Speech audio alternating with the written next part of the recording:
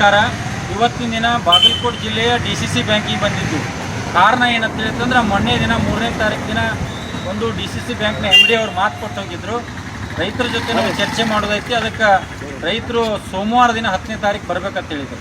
ಆ ಪ್ರಕಾರ ಸುಮಾರು ನಾವು ಜಿಲ್ಲೆಯಲ್ಲಿರ್ತಕ್ಕಂಥ ಎಲ್ಲ ರೈತ ಸಂಘಟನೆ ಮುಖಂಡರು ರೈತರು ಕೂಡ ಬಂದಾಗ ಒಂದು ಚರ್ಚೆ ಆಯ್ತು. ಬಂದ ನಂತರ ನಾವು ಏನು ಚರ್ಚೆ ಆಗಿತ್ತು ಅಂದ್ರೆ ಪಶು ಸಾಲಕ್ಕೆ ಕೆಲವೊಂದು ಷರತ್ತುಗಳನ್ನ ಹಾಕ್ಕೊಂಡಿದ್ರು ಅವರು.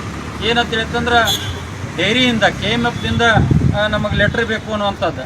ನಮ್ಮ ರೈತರ ವಾದ ವಿವಾದ ಚರ್ಚೆ ಆದ ನಂತರ ಅವೆಲ್ಲ ಷರತ್ತುಗಳನ್ನು ತೆಗೆದ ಬ್ಯಾಂಕ್ ಸೆಟ್ ಮತ್ತು ಸರ್ಕಾರಿ ಡಾಕ್ಟ್ರಿಂದ ಒಂದು ಲೆಟ್ರನ್ನು ಕೊಟ್ಟ ಮುಖಾಂತರ ಅವರಿಗೆ ಸಾಲ ಕೊಡ್ತೀವಿ ನಾವು. ಈ ಷರತ್ತುಗಳನ್ನ ಇದು ಯಾವುದೋ ಡೈರಿಯಿಂದ ಇರ್ತಕ್ಕಂಥ ಷರತ್ತುಗಳೆಲ್ಲ ತೆಗೆದಾರೆ. ಅದಕ್ಕೆ ರೈತರಿಂದ ಸದುಪಯೋಗ ಆಗಬೇಕು. ಇದ್ರ ಜೊತೆಗೆ ಅವ್ರು ಮಾತಾಡಿರ್ತಕ್ಕಂಥ ವಿಡಿಯೋನು ಸುಧಾ ನಾವು ಈ ವಿಡಿಯೋನ ಹಾಕ್ತೀವಿ.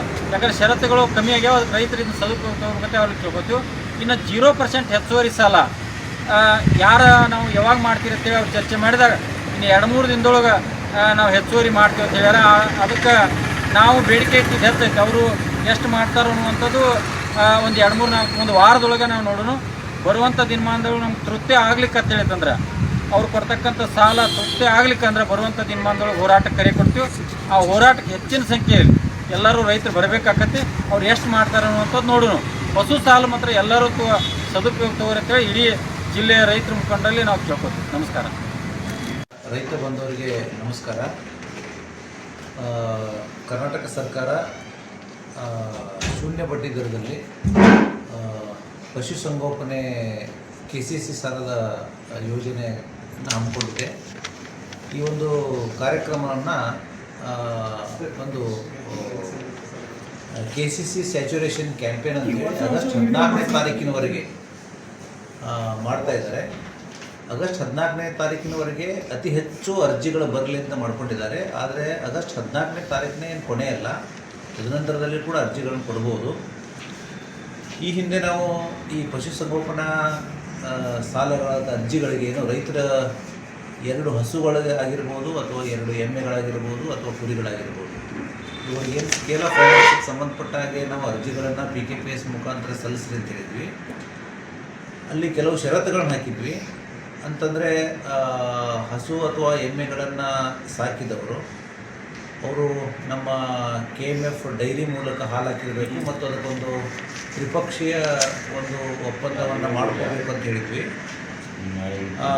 ಆದರೆ ಒಂದು ರೈತರ ಒಂದು ಬೇಡಿಕೆ ಮೇರೆಗೆ ಮತ್ತು ಸಲಹೆ ಮೇರೆಗೆ ಮತ್ತು ವಾಸ್ತವವಾಗಿ ಕೆಲವೊಂದು ಊರುಗಳಲ್ಲಿ ನಮ್ಮ KMF ಡೈರಿಗಳು ಇಲ್ಲದೇ ಇರುವುದನ್ನು ನಾವು ಪರಿಗಣಿಸಿ ಈಗಾಗಲೇ ಹಾಕಿರ್ತಕ್ಕಂತಹ ಏನು ಹಾಲು ಉತ್ಪಾದಕರ ಸಹಕಾರ ಸಂಘಗಳಲ್ಲಿ ಹಾಲು ಹಾಕಬೇಕಾದಂಥ ಷರತ್ತಿತ್ತು ಮತ್ತು ತ್ರಿಪಕ್ಷೀಯ ಒಪ್ಪಂದವನ್ನು ಮಾಡ್ಕೋಬೇಕಂತಿತ್ತು. ಈ 2 ಷರತ್ತುಗಳನ್ನು ನಾವು ಸಡಿಲಿಕೆ ಮಾಡಿ ದಿನಾಂಕ 7/8/2026 ಒಂದು ಪರಿಷ್ಕೃತ ಸುತ್ತೋಲೆಯನ್ನು ನಾವು ಕೊಟ್ಟಿದ್ದೀವಿ.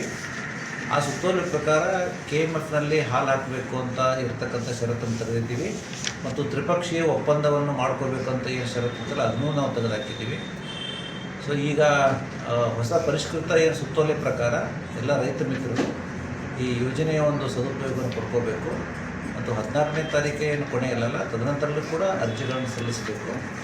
ಎಷ್ಟು ಸಾಧ್ಯ ಇದೆಯೋ ಅಷ್ಟು ಬೇಗ ಉಳಿದ ಷರತ್ತುಗಳು ಏನು ಪರಿಷ್ಕೃತ ಸುತ್ತೋಲೆಯಿದೆ ಆ ಷರತ್ತುಗಳನ್ನು ಅನ್ವಯಿಸಿಕೊಂಡು ಈ ಒಂದು ಯೋಜನೆಯ ಲಾಭವನ್ನು ಪಡ್ಕೋಬೇಕಂತ ತಿಳ್ಕೊಳ್ತೀನಿ.